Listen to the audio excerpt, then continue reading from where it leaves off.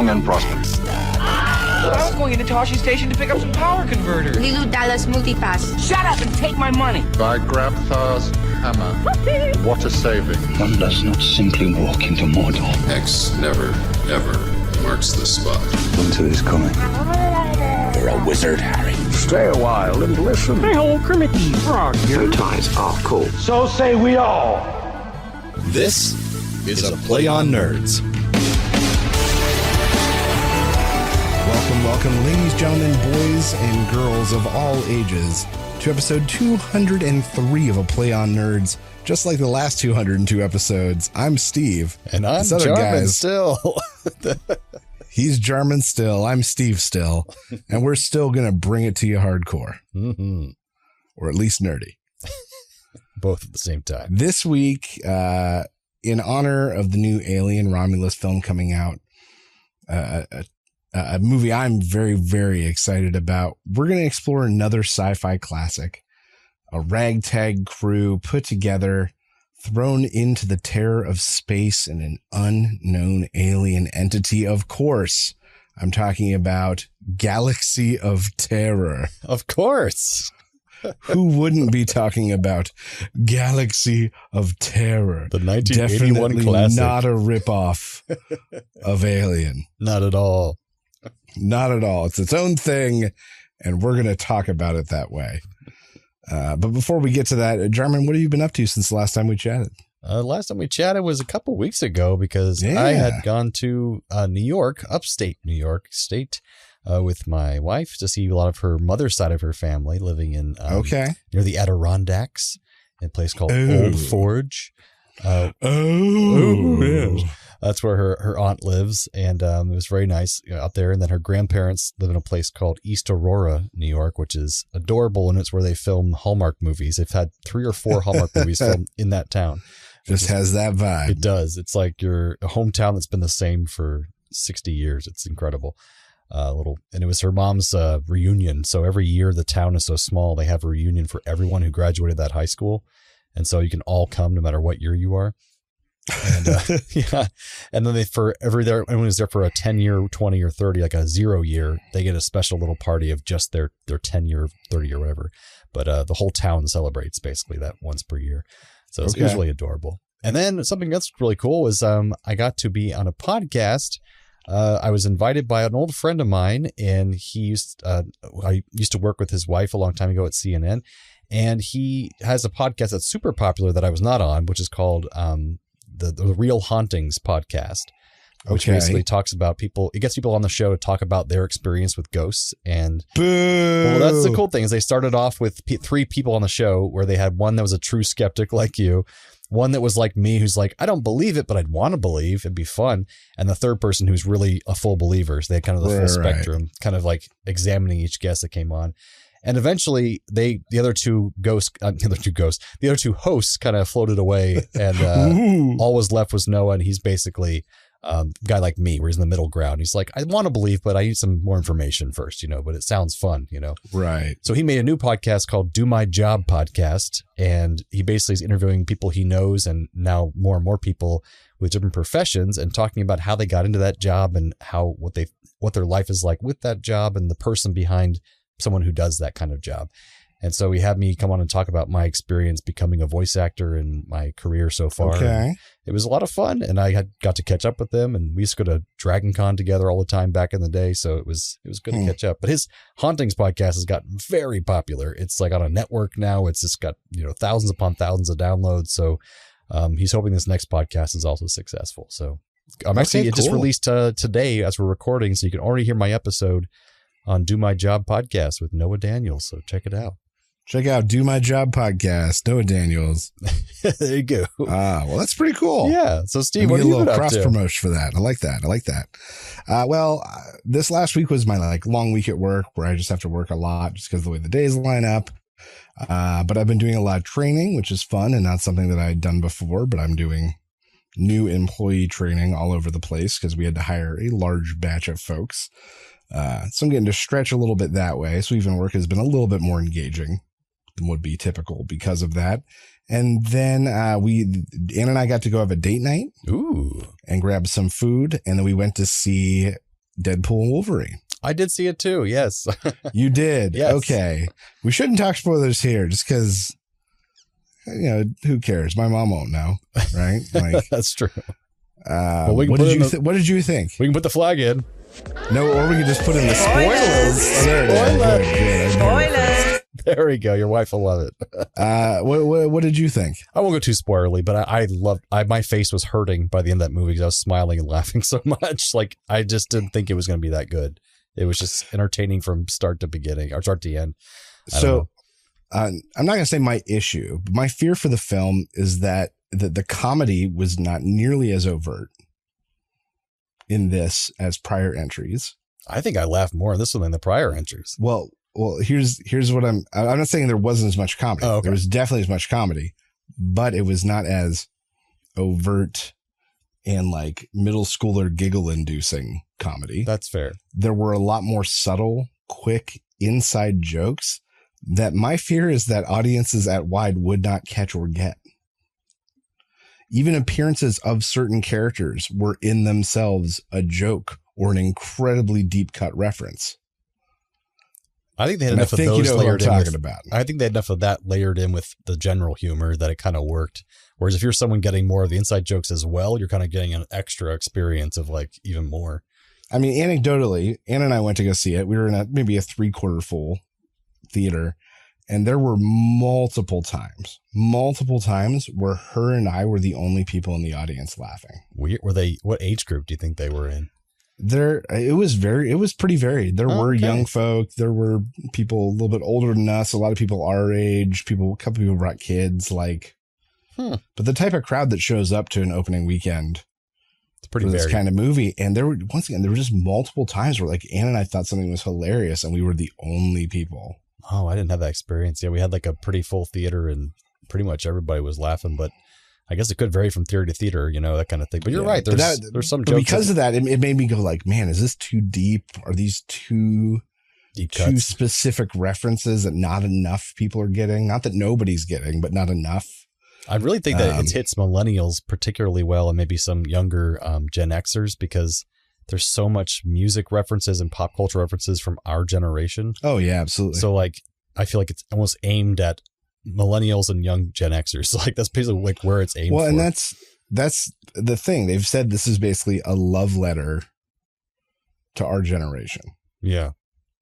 And it really is. It really reads that way. But once again, to have mass success, like, is it appealing to younger folk? And hopefully I don't even care. Screw them younger Money folk. is breaking all sorts of records. People are at least going out and spending money to go see it. But yeah, I just thought it was not as overtly funny. And my fear is that that'll alienate a part of the audience that allowed it to become as big as it has become. I think it's not a bad fear to have, because it's also the reason why I also liked it more, because they had a lot of serious moments and moments where there was emotional moments. So I was really surprised by that, because Hugh Jackman brings it, so. Hugh Jackman doesn't know another way to bring it. Oh, he just always brings it. But no, a lot of the surprises were incredibly good. I had multiple moments in my seat. Just incredible. So if you haven't seen it, I recommend you check it out. Maybe don't prepare to belly laugh so hard. Depending on what your experience is. Yeah, you might not. Yeah. Because I belly laughed the hell out of it, but I did have all of the MCU knowledge. I've watched them multiple times. So right, and that's my thing, is I can't unsee it through that scope. Right. It's just challenging. Oh, well. Either way, Hugh Jackman looking ripped. Good for you, Hugh. Ooh, yeah. Keep it up, bud. Does that bring us to some nerdy news? It does. It's time for Nerdy News.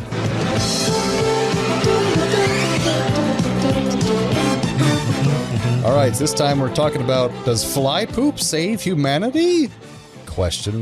Does it? So a group of Australian scientists from Sydney's Macquarie University have an interesting proposal. They want to genetically engineer soldier ants to eat more of humanity's organic waste on a large scale, and the ants will then poop out enzymes that can be used in animal feeds, textiles, and pharmaceuticals, and fatty compounds that can be used to make biofuels and lubricants. So apparently these particular soldier ants are found already on all the continents of the world except except Antarctica.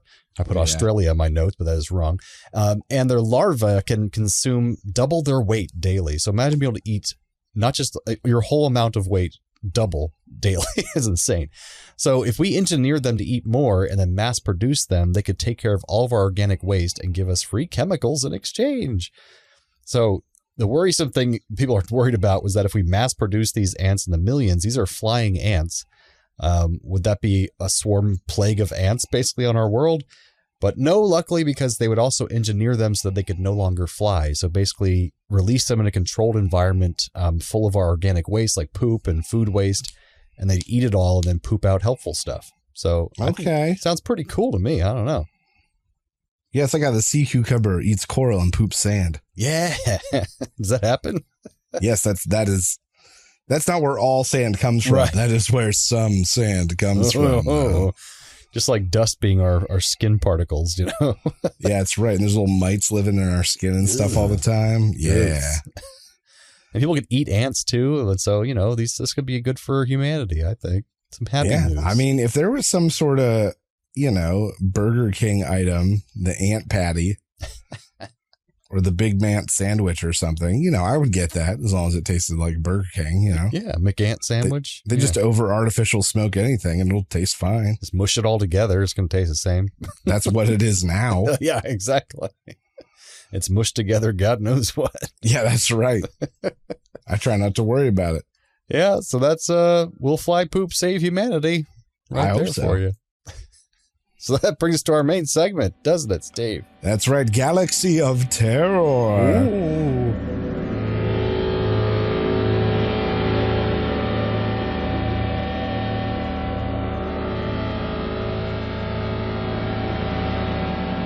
Okay, so we start with a man panically running through broken down space corridors. I'll just call it, for general terms, space corridors, carrying a ridiculous thing that looks like a muffler to a weird space car. He closes a door and he hits it with the laser that it's a laser. It's not a muffler to a car, and closes it, and he's backing up, and then he gets eaten by something and killed. Then we cut to a mysterious glowy faced space god man playing a weird game of checkers or tic-tac-toe with an old crone. And he decides to send a military crew to investigate what's happening on planet Morganthus, where an entire installation of people has been killed. The leader of this ragtag crew is Captain Trantor, who's like a haunted woman with an even more haunted past. She was the survivor of some sort of terrible space tragedy, and no one will talk to her about it. After a bumpy landing, the crew goes looking for survivors. They find everyone dead and massacred, and a jumpy young crew member is killed when his head is like half eaten by something and disappears before they find his body. They discovered then, upon trying to leave, that something is holding their ship in place. Some sort of field is keeping them there. So they figure they have to go figure out where it's coming from if they're going to escape. They venture out onto the planet and end up finding a weird pyramid structure thing that they think is what's emanating the field. They decide they have to investigate further if they're going to ever get off the planet. One of them lowers down into a crater, but is eaten by tentacles that come out of the wall, while another is attacked and dismembered by like a Christmas tree ornament thing. And then his own arm murders him with it. That's absolutely true. That's absolutely true. A female member then stumbles across his disembodied arm, which has maggots on it, and one of the maggots grows to like a monstrous, horrible size, and then just sexually assaults her and melts the clothes off her body. Back on the ship, Trantor is seen running from some unseen attacker. She then goes into a airlock, blasts a pistol, like a laser pistol, and sets herself just on fire, like spontaneously combusts in the airlock.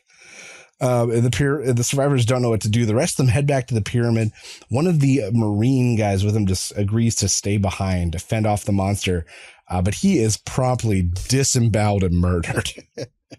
The remaining crew heads into the pyramid, but moving walls like separate them from each other. One is attacked by his doppelganger, But upon shooting him and finding it, he says it's like blood but no guts, and he realizes that it's not real. And it's from his imagination, and somehow that dissuades the monster and gives us our first real clue of what's happening here.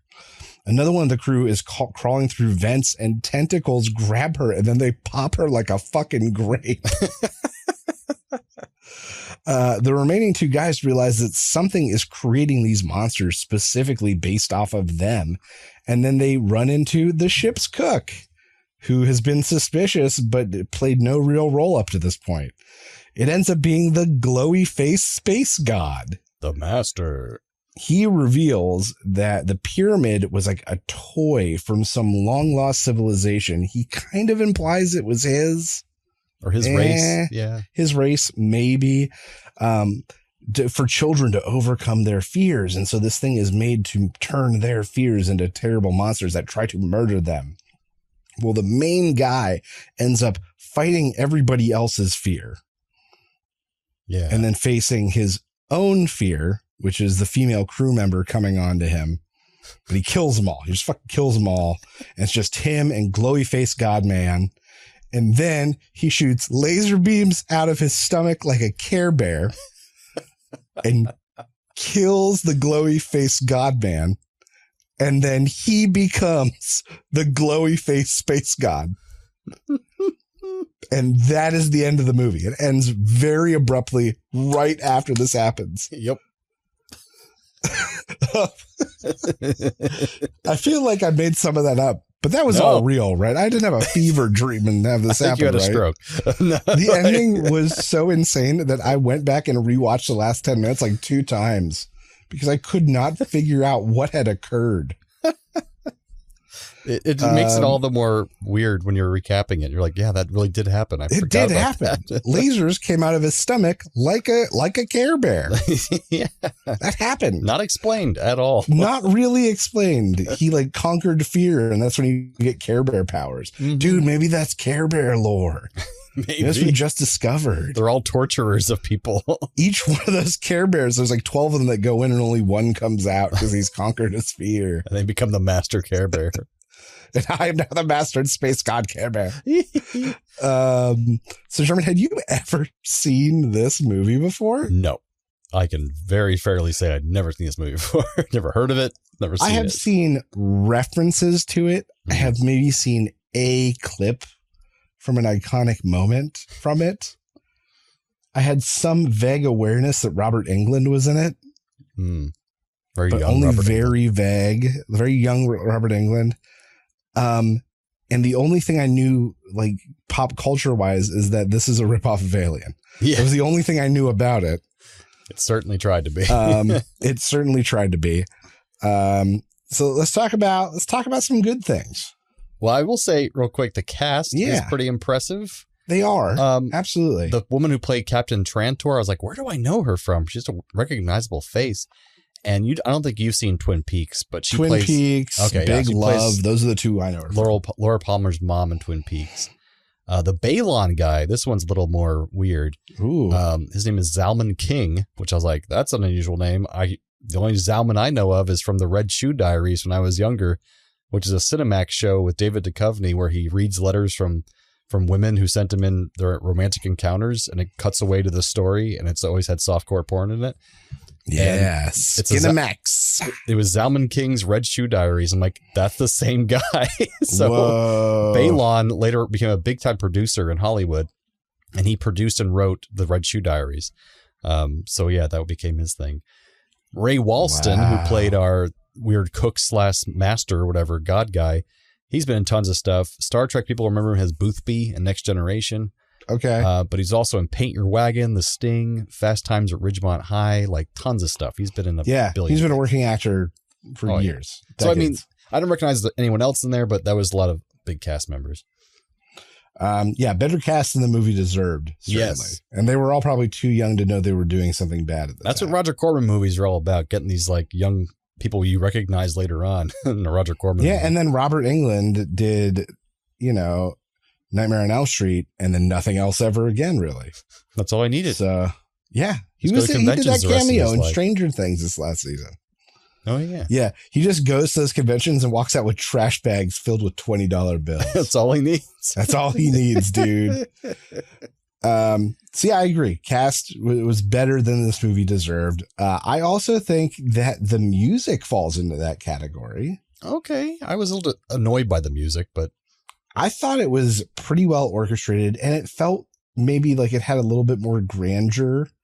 It felt like it was trying to narrate like a 2001 Space Odyssey ripoff and not an Alien ripoff. Like it felt a little too grand, but I thought it was pretty darn good. I looked at Barry Schrader, and he has done nothing else you have heard of. This is the thing you have heard of that he has done. this was his magnum opus. Yes. Yeah. He was Mobiles, which was a short exploratorium. Like he didn't do other things. It's kind of crazy he did this. It was a lot of synthesizers and stuff. It was interesting. It was very sci-fi feel, that's for sure. Yeah. So I thought that was good. I thought some of the visual practical effects were very good. I put down that the creature effects were great. The puppetry for those creatures was bad. Does that make sense? And the cinematography surrounding them. Like I felt like they couldn't show enough of the creature. There was the one that killed the guy where you got like a shot of its head and then a shot of its arm. It was confusing what was happening a lot of the time. You never got to see the thing. Yeah. It wasn't until that final confrontation where the guy was like literally killing everyone else's fears that you actually got to look at any of them. Yeah, because a lot of time I couldn't tell exactly what was happening in fights. I heard a lot of punching sound effects, and then... Oh, you know what sound effect I heard a lot of? There's one slurping sound effect that once you hear it in here, you will realize that you heard it in every Saturday morning cartoon you ever watch, and you will hear it 1,000 times in this movie. But on that same note, I thought the backdrops, I love a good backdrop matte painting, and they had some really pretty, really nice ones. They were really well done. The pyramid I thought was a very good effect. The beginning, the airplane hangar was all just this big backdrop, which is pretty cool. Oh, yeah. So yeah, it was really pretty. They had a lot of sets. It seemed like, there's just a lot of sets in this movie. Yeah, they had at least 2 ship sets. The pyramid, some really good planet kind of stuff, some good corridor. The Outlander. Pieces. Yeah, you're absolutely right. Yeah. And some of the practical effects were good. There were some that were not as successful. A lot of the, like her exploding, the woman exploding like a grape, just looked bad. It just looked bad. There was no other way to say it. But then you have the effects like the guy when the Christmas ornament tries to kill him, and then that piece goes under his skin. That looked pretty cool. He's holding his hand out, and you can see it go up and down. Like I know exactly how they did it, but that doesn't mean it didn't look great. Yeah, it looked really disturbing. I was like, oh, I can feel that. Yeesh. Yeah. So the good effects that were good were pretty darn good, but the ones that were bad were pretty stinging. Yeah. And I don't think there was a lot of terrible acting in this movie. It's just the script was terrible, but the acting wasn't terrible, I didn't think. Luckily, none of the scenes were long enough. Yes. Or had enough dialogue or character development to make you feel how bad it was. With the exception of at the end when the space god guy shows up and those little interplays there. But that literally represents, I think, the most dialogue in the entire movie. I think you're right. We barely got everything else was short, quick, 3 or 4 lines before they transitioned to something that like, it was very quick moving, we'll say. It's hard to build the tension of will they survive or won't they when you don't even know the characters very well. Like, I don't care if they live or die. Right. And that's the other thing. That's the one. Now, I guess we can talk about things we struggled with. I had a really hard time differentiating like who on the crew was in charge, who was a military guy. Are they all the military guy? Right. They didn't all come off as Marines. It was just one of those, like, there was no differentiation that lended to your, like, we didn't know who these people were. Yep. Sort of scenario. I think or even if there was a real true command structure. Yeah, because at one point she's the captain of the ship, I guess, but then the older guy was the commander of the mission. The mission. So like he's one who actually was in charge, but she was in charge while they're on the ship, I guess, because she's the captain. And then after that, it was the Balon guy who was just a huge dick the whole movie. He was just like an asshole the whole time. It was a little confusing. I completely agree. So Yeah, but then that lends to your point if we just didn't know who these people were. It was a ragtag group, but we did not give a shit. And they constantly, this is one of my big points, they kept doing things that were, it's just bad writing, but so many things that were dumb, didn't make sense, or were just really bad strategically or scientifically. Like they like separating all the time. They'd leave people behind all the time. They had no plan for entering that pyramid. It was just like, you go in first, then we'll follow after you. It's like, what? You're going to check it for anything out of like readings or anything like that? Yeah, there was a moment where the woman, right before she got popped, I was like, why is she in that corridor? Where is she trying to get to? Yeah, I don't have no idea. She decided to crawl into a pipe. Like it just didn't. And she has claustrophobia. Like, why is she going into a pipe? So yeah, there were those sort of moments too. And then the ending, like, it just felt like there was no plan. And someone said, we'll animate it in post. and someone said, I don't know what you mean by that, but whatever. I'm going to go do some coke. And they did. They did. And they went and did coke, and then they did it in post, and no one knew what it was going to be. Well, it's just like in the beginning, we never see that game he's playing with that crone. We have no idea who that crone is. Then she just warns him, like, it'll be your undoing. And she just does the opening narration, and we still have no idea who she was. She never comes back. Like, what? I love that game they're playing. It's like them building kaleidoscope images and like making pyramids and shit. No sense. And that lends the whole more of the just craziness of this script making no sense was there's no consistency with what the threat actually was. Like, so it's supposed, at the end, they kind of backtrack and say, oh, it's supposed to be your worst fear, but is Balon's worst fear being attacked by a praying mantis creature? Like, what? Like, the one time it worked was where, like, Robert Englund is facing himself. It's like, that kind of be psychologically makes sense.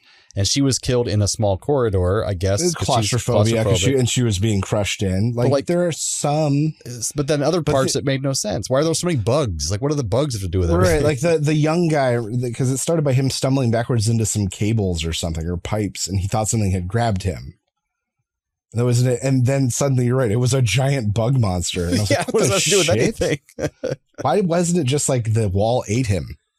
That would be interesting. Yeah, that would be interesting. That would be a thing.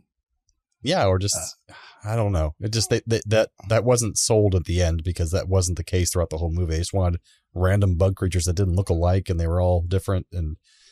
Then the transfer of the power and him killing the space god after the space god saying he couldn't be killed, but somehow he beat the pyramid and that made the space god mortal. And didn't Robert Englund beat the pyramid too? Because he faced his fears. There. He faced his fears. Yeah, he succeeded. He should be the master too. And then stomach lasers. And the other guy's got a glowy face now. It was all over the place. The ending, like, for what was already like kind of a subpar, strange movie. Very much it so. Got 10 degrees stranger in the last 3 minutes. Now, mind you, the quality didn't go down. It's not like they ran out of budget. It's just someone had a very weird idea. Someone had a very weird vision. It was very clear, but it was very, very strange. And then I'd be okay with a chaotic weirdness, but then my last point was just that it felt too slow. Like there's just a lot of walking around with spooky music playing and I have footsteps, the same footstep sound effect playing over and over again. I'm like, I'm falling asleep. Like, and so there'd be a big murder, but then there wasn't a lot going on. There wasn't a lot of plot, so it wasn't kind of. Well, it's weird. There's a lot of weird shit going on, but there's not a lot of plot. I don't know. It was just, it was slow somehow. Well, and the other thing is that it was not a resolution of a mystery. Yeah. In that we, the audience, didn't know why this was happening. We didn't know things ahead of the crew, and they didn't figure it out till Robert Englund's character figured it out an hour and 15 minutes into the movie, like 15 minutes for the end. So it's not like the characters were discovering more as things got more deadly. Yeah. And had the opportunity to try things and iterate in a way that you would build a horror kind of story. So you're right, it just all felt random because they weren't uncovering anything. It was just, they were just lining up to die. They didn't know why they survived. That guy survived at the end. He didn't even know until he told him, like you said. He's a Care Bear. Yeah. So yeah, that was it's a lot. That was Galaxy of Terror. I recommend you see it once. And I'm sure this is in your trivia, but I remember watching this and saying, this feels like a time traveler saw aliens and got drunk and went back in time and tried to tell someone about aliens. Yeah, exactly. And this is what came out of that. Unfortunately. And it makes sense in that Alien had come out 2 years before this. Mm-hmm. So it was a direct ripoff of that. And then James Cameron was in the art department of this movie. Yep. And that's why it feels like this. Because then he goes and makes Aliens. It is Alien and Aliens put together into one movie, and that is where Aliens came from. If anything, Aliens came from Galaxy of Terror. But thankfully, he put in Aliens, what was missing from this movie was any levity whatsoever, and like characters you like. Like he made Aliens is my favorite of the Aliens movies. Well, yeah, talk about ragtag crew. We get moments with all of them. There's a clear command structure of who's in charge. And that way, when shit falls apart, you know who they're looking to. The iterations where they're trying to discover the mystery, the growing encounters where they encounter the face huggers and then they encounter the aliens and they have to fight each other. And then the big alien encounter and then something they haven't seen before, the queen. Like that build is what this was just missing. Had nothing. And characters that were very entirely different from each other, like very unique personalities in the Aliens movie. Like this one, not so much. They were just kind of generic and forgettable. That's right. But what are you going to do? So we have some trivia for this movie, and it's got some interesting stuff. As you mentioned, well, something else you didn't mention, which I didn't know either, the set dresser on this film was Bill Paxton before he got into acting, and he was employed by the film's art director and future frequent collaborator, James Cameron. Taff O'Connell was the blonde woman in this movie who gets attacked by the giant worm and her clothes come off. Apparently, she was nearly crushed by the 1-ton giant worm during the filming of that scene. Future director James Cameron worked as art director in this movie, but got a big career break when he noted that the director and camera crew didn't produce enough shots. He requested to be second unit director as well so that he could film additional shots. His request was honored, and one of his suggestions was adding a scene involving a severed arm covered with squirming maggots, which we see in the final cut. Cameron used real maggots because they didn't move by themselves, he invented a setup by hooking a power drill line to the arm and hiding the cords inside the set. And one of his coworkers then plugged the wire into an electrical outlet, letting the maggots wriggle on cue. So the power drill kind of shake the arm, making the maggots wiggle. On the day that effect was shot, 2 of the future producers of Piranha 2, The Spawning, which was his first movie he directs, were actually on the set. And they were so impressed by Cameron's ingenuity that they immediately told him they had big plans for his future, and they signed him on for that first movie. So that's pretty cool. I always forget the Piranha 2 was his first movie. Joe Dante, the director of Gremlins, he got discovered on Piranha. Oh, Piranha 1 or 2? Piranha 1. He was director of Piranha 1 because it was a ripoff of Jaws, and Steven Spielberg loved it, and that is why he brought him on to direct Gremlins. Piranha's got some connections there, man. Yeah, Piranha 2, James Cameron and him, and then Piranha 1. The crew's suits were modified using different patches and tags, but they were suits originally from Battlestar Galactica, the 1978 series. The producers just picked them out of the closet for a little money after the series was canceled, so they worked out pretty well. Sid Haig, he's the guy who played Kuhad, the guy who's used the katana, what are those little throwing spears or whatever? Christmas ornaments. Yeah, Christmas ornaments. There you go. He didn't think the dialogue in the script matched his character of Kuhad, so he asked Roger Corman if he could play Kuhad as a near mute instead. And when Corman asked why, Haig said, "Have you read the script?" And Corman agreed and let Haig play Kuhad with almost no dialogue. Haig only says a single line in the whole movie, which is hilarious. He's like, "I'm not reading this shit. I'll just be silent the whole movie." It's a character choice. Yeah, that's what it is. The walls of the spaceship, the Quest, were made out of McDonald's takeout cartons that were then painted that burgundy color that they were on the wall, which is hilarious. The film was meant to be a ripoff of Alien, which had just become a box office surprise. So New World Pictures, run by Roger Corman, was eager to jump on the bandwagon. Mm-hmm. And that's when they had James Cameron, as you mentioned, and he did Aliens, which is quite funny. The original filmed version of the Damia, the O'Connell character's death scene, she's the blonde woman who got killed by the giant worm. The scene was changed significantly as the movie was made. This is pretty disturbing, folks, so trigger warning. The initial writing of the scene had the maggot only stripping and consuming a topless Damia, but producer Roger Corman had promised financial backers of the movie a sex scene involving O'Connell. So he merged the two ideas together.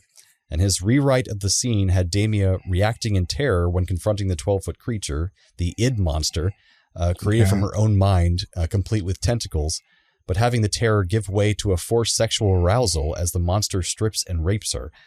The rewritten scene included full nudity and far more explicit sexual content, including simulated sexual intercourse, and ended with Damia moaning provocatively, covered in excreted slime, and being driven to an orgasm so intense that it kills her. So basically, she was going to be fucked to death by this thing. After informing director Clark and actress O'Connell about the changes... Oh.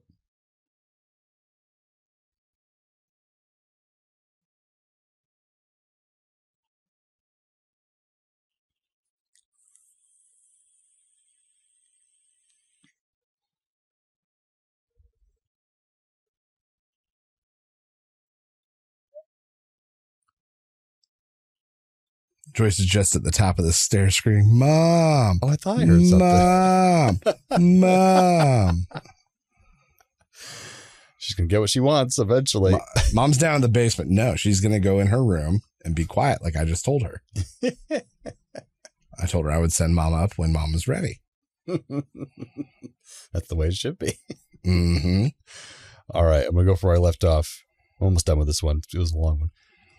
After informing director Clark and actress O'Connell about the changes and having both of them balk at participating in the more sexually explicit scene, Corman decided to direct the entire scene himself, and he hired a body double for O'Connell to shoot the full nudity sex sequences, although he still managed to have O'Connell ending up fully nude on camera for most of the final scene because he's kind of a creep.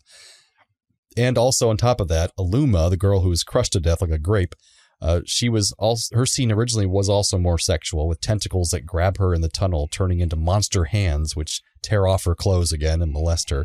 I'm glad that didn't happen. We already had one very gratuitous, unnecessary amount of shots of a naked woman. We didn't need another one. And so she actually renegotiated her contract to have it where she wouldn't be nude, but she'd have a more gruesome death. So they popped her like a grape. So there you go. And that's the end of the trivia there for the lovely, it should have been Planet of Terror, but it was Galaxy of Terror. Yeah, the whole galaxy. Terror. Also Space God and Care Bear stomach lasers. That's right. Oh, so Steve, you got a bit for us this time? Yeah, around? this bit, I'm going to put you on the spot with a game I'm going to call The Only Thing to Fear is Terrible Monsters. Ooh. I'm going to give you a list of 5 fictitious characters from pop culture, and you got to tell me that on the Galaxy of Terror, Planet of Terror, what their monster would be. That confronts what their fear would be. And then kills them. Uh-huh. Are you ready to play? The Only Thing to Fear is Terrible Monsters. I'm ready. All right. Shaggy from Scooby-Doo. Oh my gosh. So he suddenly he's scared, he's shaking. Oh, Zoink Scoob! And all out of the darkness is this person in a lab coat. And they said, "Hi, Shaggy. I'm your nutritionist. We have to change some of your dietary habits. We're going to put you on a fast starting now." And since he just smoked a huge blunt, that's like the most terrifying thing he's ever gone through in his life. I'm not going to get my Scooby snacks. Zoink, Zoink Scoob. Like Zoink Scoob. Oh, sorry, Shaggy. Raggy. If only you folks could see the hand motions he did as they said that. All right. Ash Ketchum from Pokemon. Oh. Oh, okay. I got one. So Ash Ketchum, we don't know if he's in a dream or if he's in a nightmare. He's not sure, but he's in some strange place. And he's like, "I know what I'll do. I'll get my confidence by getting my Pokemon friends to help me." And he throws down one of his Pokeballs. "I choose you." And it opens. But in this world, it's the world of Godzilla. It turns into an actual full Godzilla. And he's like, "Oh my God, that must be the final form of Charizard." And it just steps on him and kills him. That's right. All right, now get back in the ball. No. Gotta catch him up, Pokemon. All right, that was a good one. Bob from Bob's Burgers. Oh, poor Bob. Oh, man. He's on the Planet of Terror now. He's probably had so many monsters in that show. In the Galaxy of Terror. Okay, come on, guys. Let's go inside. Let's find out what our fear is. That's a good one. I know, that's why I picked it. Oh, I know what it'd be. So he's going through. He's very brave. He's trying to find his family, who he loves very much. But out of the corner comes this weird brown-looking monster, and he's like, "Oh my God, it's a giant burger!" But he realizes it's actually the death of him because it's a fake Impossible Burger. Okay. It's made out of impossible meat, and it's just gonna crush him with this impossible meat. I'm plant-based. No, I hate it. Get away from me. Just put ketchup on me. It won't taste the same. Stop being a baby. Oh God. All right, good one. Good one. All right. Kermit the Frog. I think we all know what Kermit's true fear is. He's going through those little tentacle-covered hallways and stuff, and he thinks he's getting out, and he gets right to the opening of the pyramid, and there's just Miss Piggy coming out. Been abusing him his whole life, and her skin just starts just her. She's not even different. No, it's not even different. She's not different at all. She just beats the hell out of him and kills him finally. That's fair. She's been abusive to him his whole life. It's his biggest fear, is Miss Piggy. See, well, I figured it would be being crushed during sex. I figured that would have been, mind you, the same kind of theme, but yeah, that's true. Slightly different. All right, and then finally, Captain James Tiberius Kirk. So these things all manifest in the form of monsters. So what we have with him is he thinks he's gotten through the whole pyramid of the Galaxy of Terror. Yeah. I can see the master. He's right ahead of me. This could be a Star Trek episode. Oh, it would. He's like, Spock, I'll be back soon. Hold the Enterprise for me. And he's like, and all of a sudden he's like, ooh, what's that? My dick. It hurts. He looks down, and all of a sudden this growth is coming out from inside of his penis, and it grows into the gonorrhea monster. That's right. Because he's been with so many green ladies, and it grows and grows, and it stares at him, and then it just explodes his dick from the inside. And then it just slowly infests the rest of his body. That's the real Galaxy of Terror. That's his real Galaxy of Terror. That is correct. Good. Correct answer. I also would have accepted like a 3-headed green Hydra type character, Hydra woman. Getting revenge. Yeah. Or his greatest fear, a computer he can't trick. And his funny part is it's just like Windows 95. Yeah. All right, well, good. Well, that is the only thing to fear is terrible monsters. Very fun. I recommend. If you have the means, I highly recommend picking one up. What do you recommend I do? I recommend Pleasant. All right, so this time around, I'm going to be recommending something else on the Dropout streaming service, which is a little niche streaming service you can get for like $6 a month, I believe. It is honestly the best comedy. Oh, yeah. Online right now. I think it's great. And I don't think I knew. Maybe I did that. You have it too, Steve. I didn't know you did. Yeah. We're getting caught up on a lot of stuff, but yeah, like we just checked out Thousand Airs. Love it. And Make Some Noise. Just got into a little bit of Actually. Have you seen the Game Changer? Yes. I think we've watched all of Game Changers. That's one of obviously the flagship show is Game Changer, but the new one that's also out that I hadn't seen yet because it was pretty new, I'm starting to catch up on, is Smartypants. Mm-hmm. Which is basically something I'd heard of before that friends of mine have done in the past, which is kind of like a PowerPoint party where you basically have you and your friends all think of a topic and you come and surprise your friends with a 5, 10, however minute long presentation you want to do for each person of a topic of their choice. Something you're a subject matter expert in or want to become one in. So you do research, and it can be funny. It can be entertaining. It can be informative, whatever you want it to be. So the ones in this show, though, are pretty hilarious and about ridiculous subjects. And I'm trying to think of some other ones. Like, one of the ones was basically someone did a presentation that there are no such things as vegetables, and that every single food that's called the vegetable group was made up by corporations because basically they're all into other groups. They're actually nothing.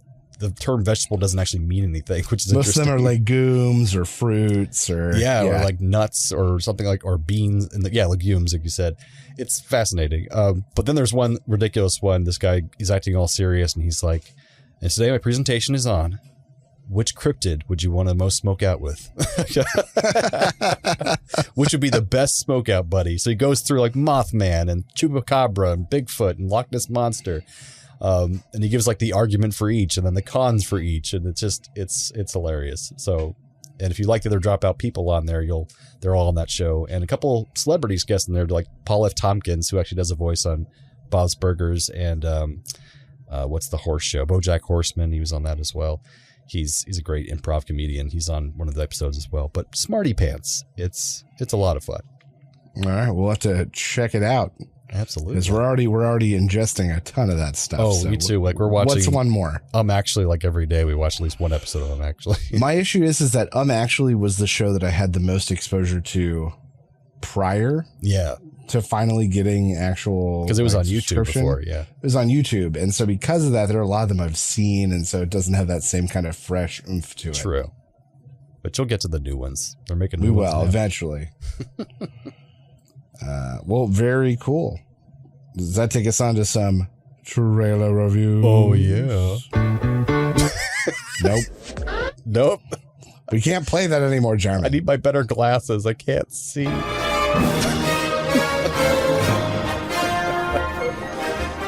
All right, so this week's trailer, I chose Transformers 1, the new fully animated, family-friendly action adventure pick coming sometime in 2024. Is it a Thanksgiving movie? Is that right? It says 2024, so yeah, before the new year. Probably Thanksgiving, maybe Christmas movie. Yeah. I'm a fan of some of the Transformers series. Some of the prior movies I thought have been very successful. Some of the newer stuff has been very successful. Bumblebee, and the Transformers Beast one wasn't bad. That's like the best compliment I can give it. It wasn't bad. So I'm a little bit excited for a new take on this franchise. Yeah. Even if it's for a different audience. I like that since it's all set on the Transformers planet way back in the day. Now they just made it all animated, and not animated in the sense that it's all CGI, like supposed to look realistic.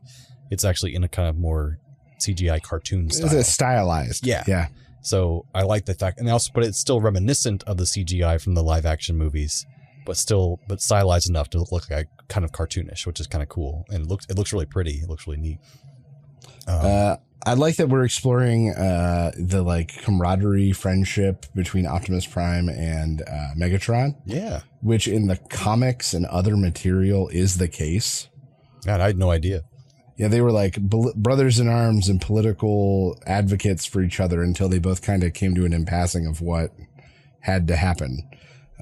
So if anything, my hope is that if this one is good, we could get some movies about the break, the actual fall of Cybertron, things that we've only gotten in flashbacks and maybe some of the animated shows. Yeah, now you can have a couple of animated movies all playing that up, unless this one takes us all the way to the end. I don't know, but also a great star talent. It's got Chris Hemsworth, Brian Tyree Henry, who's the guy from Black Panther, and Us, and Scarlett Johansson, Keegan-Michael Key, John Hamm, Lawrence Fishburne, and Steve Buscemi. So big old cast.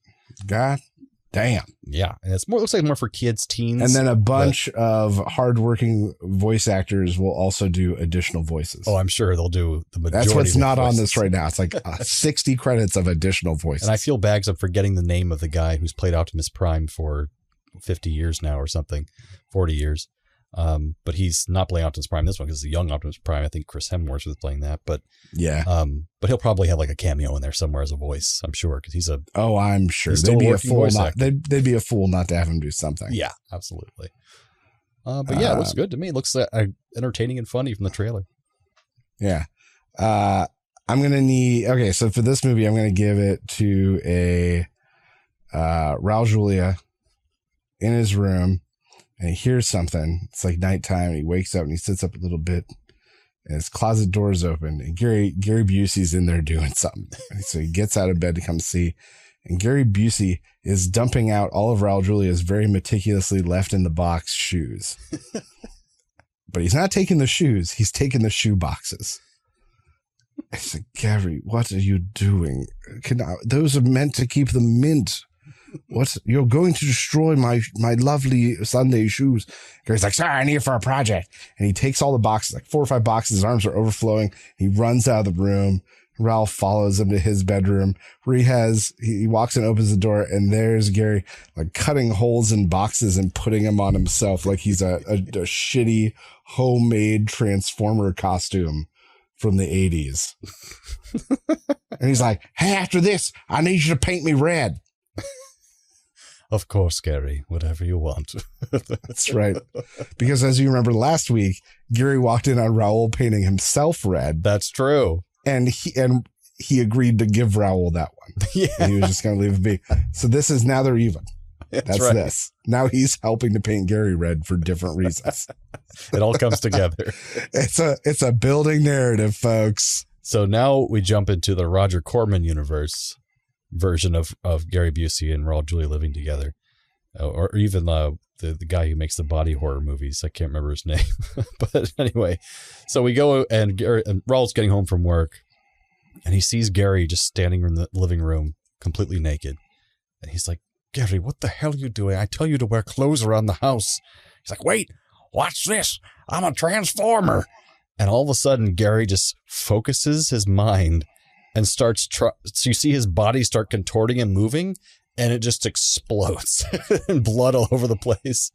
And Raul just thinks to himself, my God, he was such a straight force of will that he willed himself to be a transformer, but he's still in a human body, so he killed himself.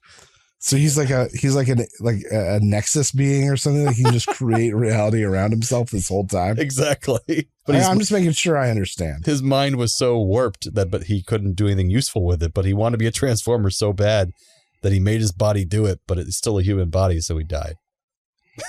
Just every bone is broken, but he's a truck. He's exploding out of his skin. It's terrible. Do I have wheels? I can't feel my legs. Dear God, Gary. And on the good carpet, too, damn. Now everything's red, either by paint or blood. Oh, all right. That about does it, I think. That does it. So that is our end of our episode. Please join us for next time, where we'll be talking about, in honor of Beetlejuice coming out in theaters, we're talking about another beloved spooky film where a girl is tormented by ghosts, all silly like, and another rule of three, Poltergeist 3. That's right. The third movie that everyone forgot to the point where we had to look it up to make sure it existed. I'm sure it's wonderful. And we're bringing it to you here on a very special episode. That's right. So you guys keep on coming on back for that and being our nerdy audience. We will keep on coming back and being your nerdy co-hosts. Thanks again, Internet. Stay nerdy, my friends.